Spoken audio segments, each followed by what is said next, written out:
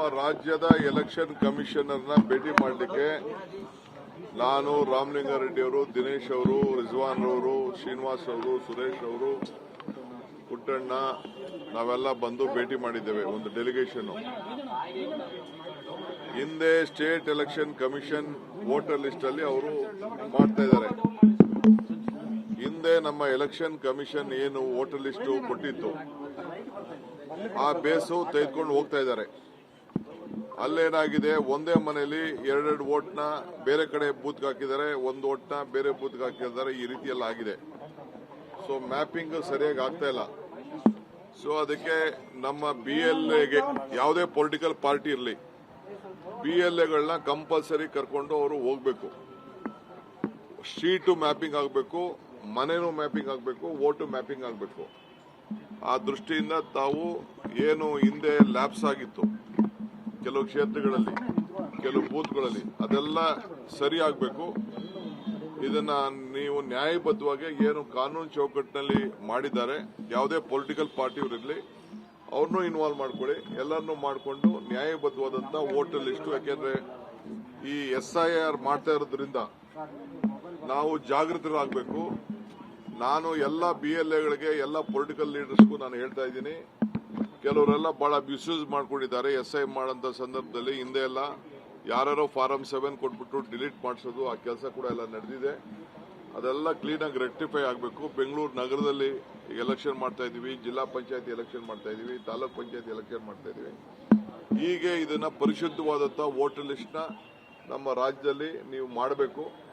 ನಾಳೆ ಬೆಳಗ್ಗೆ ಡಿಸ್ಕ್ರಿಪೆನ್ಸಿ ಆಯಿತು ಅಂತಂದ್ರೆ ನಿಮಗೂ ಕೆಟ್ಟ ಹೆಸರು, ಸರ್ಕಾರಕ್ಕೂ ಕೆಟ್ಟ ಹೆಸರು, ಎಲೆಕ್ಷನ್ ಕಮಿಷನ್ಗೂ ಕೆಟ್ಟ ಹೆಸರು ಅಂತೇಳಿ ನಾವು ಮುನ್ನೆಚ್ಚರಿಕೆಯಾಗಿ ಬಂದು ಅವ್ರಿಗೆ ನಮ್ದೇನು ಒಂದು ಕೆಲವು ಅನೇಕ ಲೋಪದೋಷಗಳು ನಾವು ಕಂಡಿದ್ದು, ಆ ಲೋಪದೋಷಗಳನ್ನೆಲ್ಲ ಕೂಡ ನಾವು ಅವ್ರಿಗೆ ತಿಳಿಸಿದ್ದೇವೆ. ಆಮೇಲೆ ಒಂದಷ್ಟು ಜನ BLAಗಳು ಯಾರು ಇದನ್ನ ಈ ರೀತಿ ಮಾಡಿದ್ದಾರೆ, ಒಂದೇ ಮನೆ ಎರಡೆರಡು ಓಟ್ನ ಭಾಗ ಮಾಡಿದ್ದಾರೆ, ಆ ಕೆಲವರು ಮೈನಾರಿಟೀಸ್ ಓಟ್ನ ತೆಗೆದಿದ್ದಾರೆ. ಸೊ ಇಂಥ ಓಟ್ನ ಕೆಲವು ಬ್ಯಾಕ್ವರ್ಡ್ ಕ್ಲಾಸ್ ಓಟ್ನ ತೆಗೆದಿದ್ದಾರೆ, ಕೆಲವು ಮನೆ ಆಗದೆ ಹೋದವ್ರನ್ನ ಓಟ್ನ ಶಿಫ್ಟ್ ಮಾಡಿದ್ದಾರೆ. ಆಮೇಲೆ ಒಂದೇ ಬೂತ್ ಅಲ್ಲೇನೆ ಮೂರ್ ಸತಿ ವೋಟ್ ಬಂದಿದೆ. ಒಂದು ಬೂತ್ ಅಲ್ಲಿ ಎರಡೆರಡು ವೋಟ್ ಇದೆ ಒಂದೇ ಮನೆದು, ಇನ್ನೊಂದು ಬೂತ್ ಅಲ್ಲೂ ವೋಟ್ ಇದೆ, ಡಬಲ್ ವೋಟು, 3 ವೋಟು, 4 ವೋಟು ಕೂಡ ಮಾಡಿದ್ದಾರೆ. ಅದೆಲ್ಲ ದಾಖಲೆಗಳೆಲ್ಲ ನಾವೆಲ್ಲ ಕೊಟ್ಟಿದ್ದೀವಿ. ಅಂತವ್ರನ್ನೆಲ್ಲ ಕೂಡಲೇ ಫಸ್ಟ್ ರಿಪೋರ್ಟ್ ತರಿಸ್ಕೊಂಡು ರಿವೆರಿಫೈ ಮಾಡಿ ಅವ್ರನ್ನ ಫಸ್ಟ್ ಸಸ್ಪೆಂಡ್ ಮಾಡಬೇಕು ಅಂತ ಹೇಳಿದ್ದೇವೆ. ಯಾರೇ ಆಗಲಿ ನಿರ್ದಾಕ್ಷಿಣ್ಯ ಇಲ್ಲದೆ ಅಂತವ್ರನ್ನೆಲ್ಲ BLOಗಳನ್ನೆಲ್ಲ ಸಸ್ಪೆಂಡ್ ಮಾಡಬೇಕು ಅಂತ ಹೇಳಿದ್ದೇವೆ. ಸೊ ಅದಕ್ಕೆ ನಮ್ದು ರಿಕ್ವೆಸ್ಟ್ ಇದೆ. ಸೊ ಅದಕ್ಕೆ ಕಾನೂನು ಚೌಕಟ್ಟಿನಲ್ಲಿ ಈ ಎಲ್ಲ ಮತದಾರರಿಗೆ ನ್ಯಾಯವನ್ನ ಒದಗಿಕೊಡ್ಬೇಕು, ಜಾಗೃತಿ ಮೂಡಿಸಬೇಕು ಅಂತ ಹೇಳಿ ಅವ್ರಿಗೆ ರಿಕ್ವೆಸ್ಟ್ ಮಾಡಿದ್ದೀವಿ. ರಾಜ್ಯದ ಚುನಾವಣೆ ಅವರೇ ಸಪರೇಟ್ ಮಾಡಕ್ಕೆ ಅವಕಾಶ ಇದೆ, ಆ ಕೆಲಸ ಅವರು ಮಾಡ್ತಾ ಇದ್ದಾರೆ. ನಾನು ಅದನ್ನೆಲ್ಲ ನನಗದೆಲ್ಲ ಗೊತ್ತಿಲ್ಲ, ಅದೆಲ್ಲ ನಾನು ಚರ್ಚೆ ಮಾಡಕ್ ಹೋಗಲ್ಲ. ನಾವು ಸ್ಟೇಟ್ ಎಲೆಕ್ಷನ್ ಕಮಿಷನ್ಗೆ ಈ ಎಲೆಕ್ಷನ್ ಮಾಡಕ್ಕೆ ಜವಾಬ್ದಾರಿ ಕೊಟ್ಟಿದ್ದೀವಿ, ಅವರು ಮಾಡ್ತಾ ಇದ್ದಾರೆ.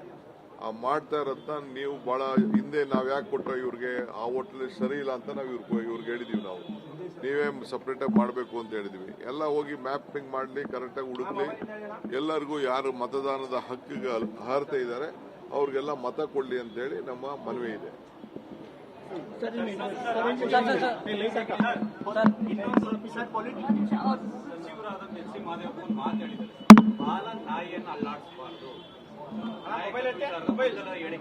ನಾಯಕತ್ವ ಗಟ್ಟಿಯಾಗಿದೆ ಅಂತ ಹೇಳಿದ್ದಾರೆ. ನಾಯಕತ್ವ ವಿಚಾರ ಚರ್ಚೆ ಇಲ್ಲ ಅಂತ ಹೇಳಿದ್ದಾರೆ ಸರ್. ಎಲ್ರಿ ಐತೆ ಚರ್ಚೆ ಅಂತ, ನಾಯಕತ್ವ ಬದಲಾವಣೆ ವಿಚಾರ ಚರ್ಚೆ ಎಲ್ಲೂ ಇಲ್ಲ ಅಂತ ಹೇಳಿದ್ದಾರೆ. ನಾನು ಮಹದೇವಪ್ಪಂಗೆ ಉತ್ತರ ಕೊಡಕ್ಕೆ ನಾನು ತಯಾರಿಲ್ಲ, ಯಾರಿಗೂ ಉತ್ತರ ಕೊಡಕ್ಕೆ ನಾನು ತಯಾರಿಲ್ಲ. ನಾನು ಹಿಂದೆ ಹೇಳಿದ್ದೀನಿ, ಇದು ನಮ್ಮ ನಾಯಕತ್ವದ ವಿಚಾರ ಸಿದ್ದರಾಮಯ್ಯನವರು ಹೇಳಿದ್ದಾರೆ, ಖರ್ಗೆ ಸಾಹೇಬರು ಹೇಳಿದ್ದಾರೆ.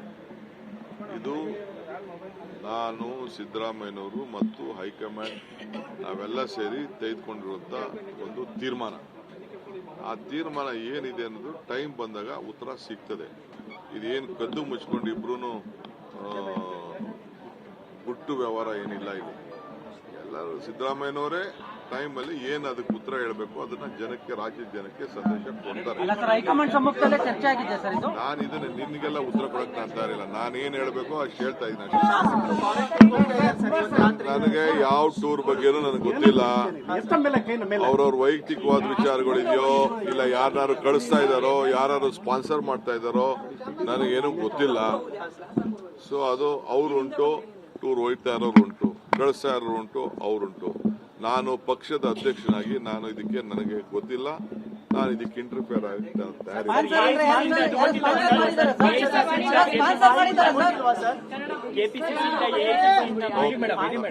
ನಾನು ಉತ್ತರ ಹೇಳಕ್ಕಾಗಲ್ಲ ಈಗ. Okay, today I came to meet the election.